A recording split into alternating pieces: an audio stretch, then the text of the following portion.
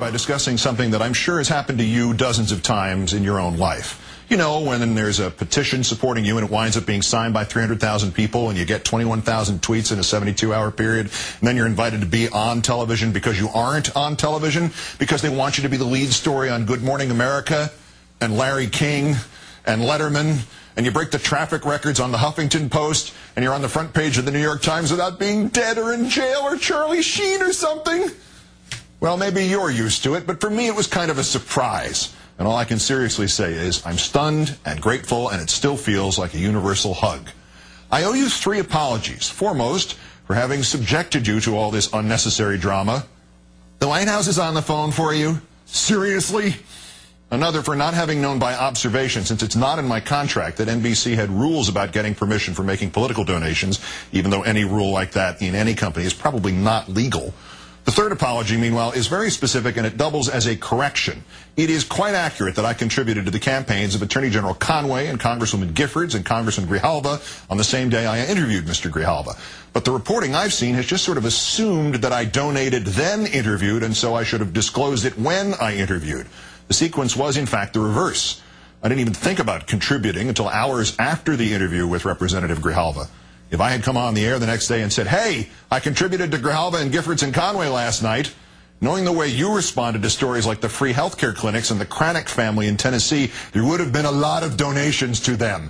And then suddenly I'm fundraising for them passive-aggressively, and suddenly we're accidentally Fox.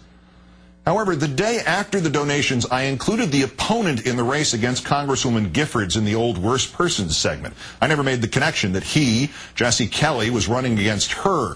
I should have either made it clear I had contributed to her campaign, or better still, just dropped him from the segment. So I apologize to you and to Mr. Kelly. There's one more point on the ethics of the thing and disclosure, and I'll save that for the end. After I play the late-night comedian's jokes about me, which I will do after a few personal thanks, I'd like to name all 300,000 signatories to that petition, but obviously I can't. And anyway, 99% of them were my relatives. And I'd like to thank the columnists and commentators and reporters who gave their support, or at least a fair hearing, and especially those in that group with whom my politics do not overlap. Jonah Goldberg, William Crystal, and Dana Lash probably treated me better than I would have treated them. Rick Sanchez clearly did that. They get my thanks and respect, although they probably wish they didn't. 3 more. Let me thank Thomas Roberts for filling in, and Chris Hayes for not filling in. And of course, let me thank dear Rachel for saying so much when saying anything would have been enough. And now, let the party begin. Here's a story you may have heard about. MSNBC News anchor Keith Olbermann will be back to work on Wednesday after being suspended without pay for giving campaign contributions to Democratic candidates, which is against the rules at MSNBC. See, if only he'd done like Elliot Spitzer and given his money to hookers, he would have gotten his own primetime show on CNN. See that? See, you just have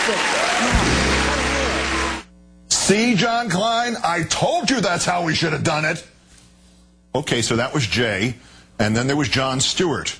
We criticized each other a week back. I have to say, I took the spirit of his larger meeting, and as a result, benched Worst Persons. I think he took the spirit of my larger meeting, and he described parts of his rally as inartful. But back to the subject of me. On that topic, John promptly hit a series of tape measure home runs. That's the great thing about America. We all have the freedom to have our own opinions and say and do what we wish. MSNBC has suspended Keith Olbermann from making political donations. Almost everybody has that right. It seems on Friday, Keith Olbermann broke an MSNBC rule by making campaign donations without first obtaining permission from the network. Because MSNBC has a hard and fast rule that political donations represent bias in journalism unless you ask first. I read somebody's 10,000-word essay on the journalistic ethics of donations, and John just boiled it down to 17, with a PS of 21 words. You learn your manners, boy, or I'll knock you down to hosting headliners and legends so fast your head'll spin. Anyway, Olbermann was suspended indefinitely. I mean, it's bad enough they already suspended his mustache. Boom! Boom! Oh, that was gratuitous. No, it wasn't. It was a bad mustache. It looked like I was dressed up for Halloween as Ming the Merciless from Flash Gordon. Anyway, suspended indefinitely. There's no telling how long it'll be till we see Keith Olbermann again. MSNBC says Keith Olbermann will be back on the air tomorrow night. Lesson learned. Yes, MSNBC. It's a stupid rule, but at least it was enforced poorly. It's not a stupid rule here or anywhere else. It just needs to debate about it. It needs to be adapted to the realities of 21st century journalism. But to wrap this up, I'll say something utterly contrarian about this. I think we saw where the political contribution system is working for transparency and democracy and where it is failing transparency and democracy. I made legal political contributions as a U.S. citizen near midnight Eastern on Thursday night, October 28th. By 10 p.m. Eastern on Thursday night, November 4th, those contributions were public knowledge. And that's the point. I gave, and you found out, and you judged me for good or for ill as you felt appropriate. If I had given the money through the U.S. Chamber of Commerce, you would have never, ever known. That's November 9th, 7 days since the Republicans took control of the House. Mr. Boehner, where are the jobs? I'm Keith Olbermann. Good night, and good luck.